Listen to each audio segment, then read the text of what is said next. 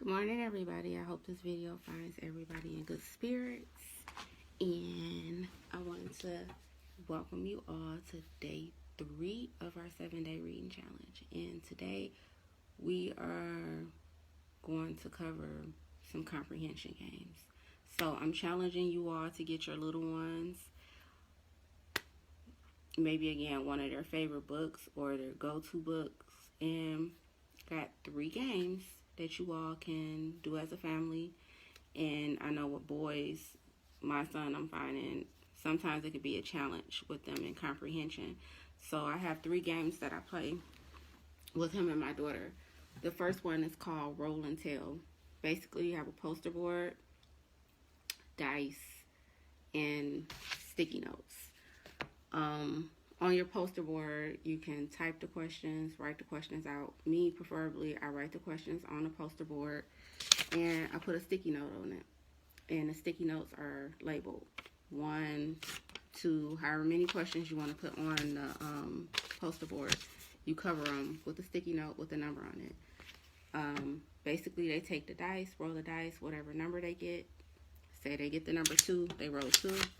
They take the sticky note off the poster board and they will answer a question about the book they just read. Like, who was the main character in the book? Depending on their grade level, that's what you pretty much want to go by when you're writing the questions out for them. Good game to help with their comprehension and keep them on their toes. So it's called a roll and retell. You want them to be able to comprehend the story and also tell you about the story. So that's important, having a good mental and being able to comprehend the story and tell you what happened in the story. Who was the main character? What was the big problem in the story? Where did the story take place, etc. The next game I have for comprehension is called Throw and Retell. Basically, you can use a beach ball from the dollar store. On that beach ball, you can write out questions again. Questions like, who was the main character? What was the big problem in the story? Where did the story take place? What happened in the beginning of the story? This is a very good game for your active kid. My kids are very active. My son is very active. He's not that kid that like to sit still and just, we're going to read and do this. No, he has to be active. I have to keep him moving. I have to keep him engaged somehow. So Throw and Retell is really a good game. Basically, you got a beach ball from the dollar store, softball, whatever. You're throwing it at you, basically playing catch. Toss the ball to him, and whatever his right hand lands on, that's the question he has to answer.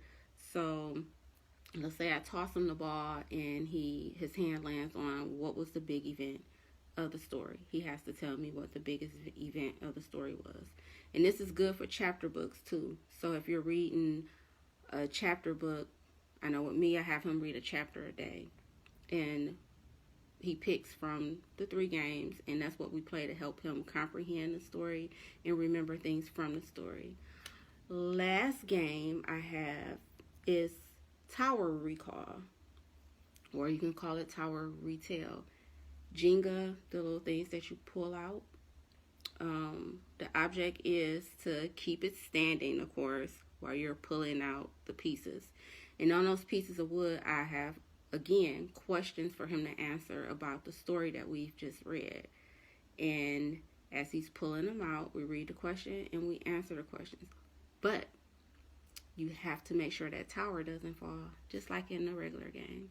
So those are some comprehension games that I'm challenging you all to try at least one with your little ones today during your reading time. Either the Roll and Retell, Throw and Retell, or Tower Retell. So that's the challenge for day 3 today on Braylen's Big Adventure. I want you guys to pick a book, read it, and sit down as a family and let's do some comprehension skills. Retell the story with your little ones and teach them how to retell and comprehend what they're reading. Because it's good that they know how to read, but they also need to be able to comprehend what's going on in that story and in life, period. You're giving them the skills to go out in the world and make sure they understand whomever they come across and whomever they may be having a conversation with. So happy Wednesday to you all. Happy Wacky Wednesday. Do some dancing too. Love your faces. Bye.